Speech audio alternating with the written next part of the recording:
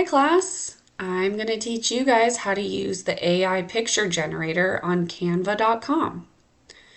For our butterfly project, we are going to choose poster. Then we'll go over to elements, scroll down and generate our own. We're going to click on that plus sign.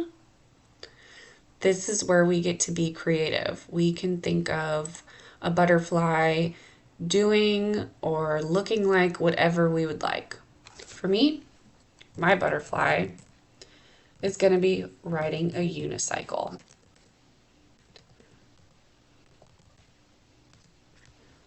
Then you can go down here and you can choose what kind of style you want your picture.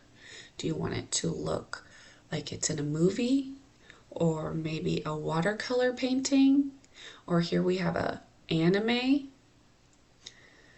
And if you click see all, there's more styles to choose from.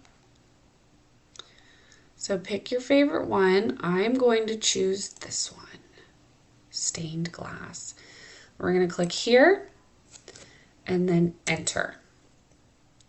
Once this loads, it will show you 4 options to choose from.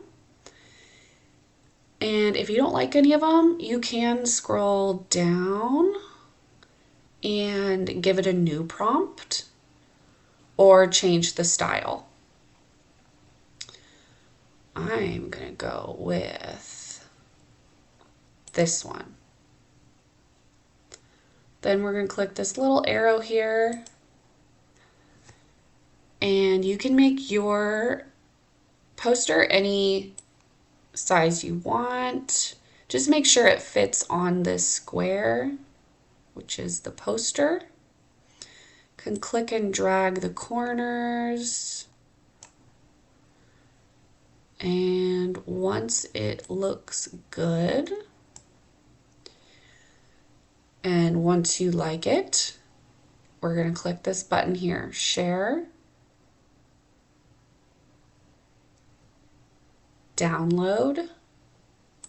This will download it to the computer.